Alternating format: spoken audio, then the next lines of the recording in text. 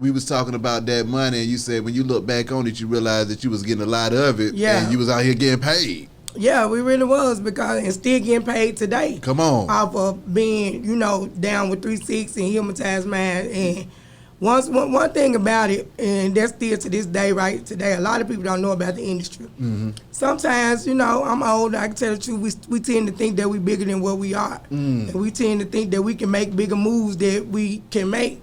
Because at the time how things going, but don't really realize how hard it is and how much it really takes to do it. Shit. And so you look at it like you getting some money, but you ain't getting enough money.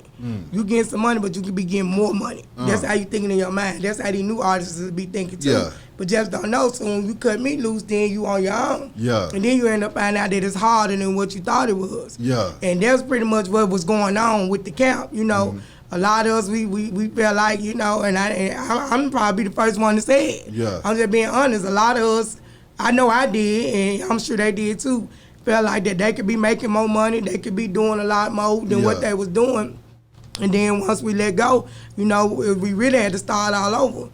And even though our names was out here, we still had to work our ways still out here and, do all the work. Exactly. Being with Paul and Juice and them, they was doing all the work. All we had to do was come in and drop on the music and go on. Yeah. They the ones that had to put it together, go to the record companies, do the videos, work out the budgets, give us the budgets to do the videos, say, hey, Chad, this is what we gonna give you to go shopping, all this. And, none of that didn't bring in till after you're gone, and you paying for your own clothes, and you paying for your own studio time, and you paying for your own beats and all that. And so it was a misunderstanding, Now that you're grown and you realize it. And like I said, we never had no bad blood. And I was with Koch Records. They got me a deal signed through Koch Records. Yeah. And between them two, between Koch and wherever, the money had got mixed up. Yeah. And when I got the lawyers and stuff, we was going out to Koch. Mm-hmm. And at the time, by me having the little legal situations going on, it separated us, which I didn't like, which, I'm just a ghetto child trying to make it. I don't know nothing about it. I didn't know once you start some legal stuff, stuff get separated. And even I still was talking to Paul and Juicy, but just because the legal stuff was going on, they was trying to figure out who was in the wrong, it had to separate us. And Paul was like, well, Chad, you got the lawyer, we didn't know, we didn't know. And so I was like, well, okay. So at the time, we just agreed that I could do my own thing and they do their own thing, because even though I was going through the legal stuff, I was still on contract with them. Yeah. So it still had me on hold. Yeah. And I still couldn't do nothing unless they said so. Yeah. So we all came to a mutual agreement, like, Paul was like, Chad, I like you. He said, I'm crazy about you. He said, I'm going to let you go. That's what you want. He said, but one day you going to wish you would have stayed with us. He said, you going to wish you would have stayed. And I said, okay. And, he let me go. And like I said, I was young. When I got the legal, that's anybody now. They always tell you, whoever you going against or whoever, you got to stay away from them until the matters. That's criminal. Yeah. You got to stay away from them. So we never knew it was going to go that far. And at the same time, I just started doing my own thing, and that's why I'm always able to come back. Yeah. That's why every time something come around, I'm always able to be involved. Because we never had no bad blood. From a fan's perspective over here, Chad, them posse songs and them studio sessions, which ones were your favorite studio sessions? And when were the times that LeChat went in that studio and she felt like she went slam the fuck off in that thing? Every time I went. I'm with you. Every time I went was my funnest times, because like I said, it was like a party pretty much. Yeah. We all drunk, we all kicked it, and we was like brothers and sisters, and we all came up with chemistry. Yeah. So. You and Gangsta Boo, the two females. So first of all, you got two of the hardest females in rap on the same damn label. Yeah. What was that like, y'all going head to head on some of them songs and stuff like that? Hey, I think it was the same with us. I never knew what she was going to say. She never knew what I was going to say. But once we got through, we'd be like, man, you bumped that thing. Yeah. And we bumped. Boo, that's my sister. I love her. We got a Witch album out. Witch album, for people that don't know. And we might come up with another project, but we talk every day. Come on now. We talk every day. What was it like when y'all got together on that Witch album, though? Man, amazing. Yeah. Long time due, overdue. We was at Selecto Hits. Then she dropped it. And we did long studio nights too. We did overnight recording instead of daytime. Yeah. So it was good. When you think about just your hindsight 2020, what would grown Chat tell young Chat? Man, I wouldn't tell me nothing. Because, man, I don't regret nowadays. I had fun. I had a ball. Also, Lil White had a lot to do with the Witch album, too, so I don't want to leave him out. Okay. Because it came up on the white music, so shout out Lil White. Yes, sir. Shout out Selecto Hits. Yeah. And, man, I wouldn't tell Lil Chat nothing. Man, I had a ball. I'm still having a ball. I'm still having a ball in life. I don't regret nothing because I really don't remember that I made no mistakes. I never been in jail before. Yeah. So people always be like, you ain't street, you ain't. No, I'm smart. Yeah, exactly. I live paranoid. That's how I live all day. I'm the type. If you live paranoid, you can never get caught slipping. Yeah. You know what I'm saying? So that's how I live my life. Answer me this though, Chat. So then in walks social media, this thing called Instagram, and a thing called memes, where they make pictures of songs and people, and it just stands for something.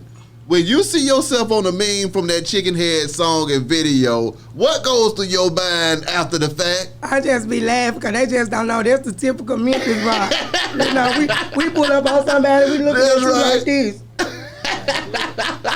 And then we go to the next person. That's right. That's what we do in Memphis. What was it like shooting that video for Chicken Head though? It was fun. It was real fun. Yeah. And like I told you, Justin them was like big brothers to me, and I ain't gonna lie, they protected the mess out of me. We had our little budget. Once again, we had our video budget. Y'all can see my clothes was real big on purpose. Every time I tried to go get me something to go put on, just like, nah. It got to the point he just gonna go find me some clothes. This what you gonna go put on. This too big. He was, and I get it. We weren't trying to sell me as no cute. He wanted me to be me. Yeah. He didn't want nobody to look at me as no shape or nothing like that. He wanted them to see Chat, exactly. And that's what I like, and that's what I love about me too. I always sold my music. Mm-hmm. I didn't sell my body. I didn't try to be glamorous. I ain't try to be pretty shit. This shit right here, everybody like it, but I'm like, okay, it's hot. Yeah. But y'all gotta sell me for me, man. That's all I ask people to do. Just let me be me. Don't judge me. Don't talk about how I am. Cause I'm just gonna be me, regardless. If you fuck with me or not, I might not be your type. You got all type of females. You got the bougie ones, you got the classy ones, you got the jazzy ones, you got the business ones, but then you got the hood ones, you got the gangster ones, and you got the thuggish ones, and that's who we are. Come on. We got to represent one of them. One of them everybody ain't on. Somebody got to represent for the hood. Come on. And I just think the hood ain't gonna never leave out of me, so I'ma always be the hood on girl. What was it like for you representing for the hood? And then how did Memphis react to you when you went out there snapping, doing your thing, and they know where you from? They loved it. They loved it because they know I was being me. You can't make it up. Exactly. Even if I try, you see, if I try to do something different, it never works for me. Yeah. I got to be me. Come on. I can't do nothing but be me. You, Boo, and Mia X led the charge for the South for Gangsta Women laying them lyrics down. What was that like being a female in hip-hop at that time? And, what do you think has gone since then? But y'all were some trailblazers in this thing. Man, shout out Mia X. That's my big sister. I love her. Matter of fact, we got some on The Witch. Me, her, and Boo. Yeah, and we also did the video, and Paul made the beat. Whew. So, that's how you do it. I always come back around. That's why you got to keep good relationships and do that. But, man, it was good. You got Mia was first. And then, of course, Boo came and she was killing it, you know. And then here I came. Yeah. And it's good to be listed in the top 5. Come on, because y'all put it down. You see what I'm saying? It's not too many women that actually got on these songs with these men and went toe to toe with them. You and Project Pat on Chicken Head, that is a hip hop classic. Period, point blank. It's a hip hop classic. How do you feel having a hip hop classic up under your belt, though, Chat? I feel legendary. Come on. I feel legendary. When you see it still going crazy, 20 years later, you seeing it still popping up on commercials, on memes, on television, on movies. Did you think that your career and your life would have that kind of trajectory behind it? I did. And then, cause matter of fact, I was just in Nashville and with my guy Big Phil, matter of fact, who they the owners of this Disbelief Tequila. Okay. Hell yeah. You know, and they some Memphis owners too. But matter of fact, they told me to present you with a bottle. Hey. Disbelief Tequila. That come from Big Phil and our guys from Memphis. Appreciate it, Phil. Oh, it's about to go down. Yeah. Hell yeah, I'm being disbelief all night long in this thing. Hell you talking about? Say what now?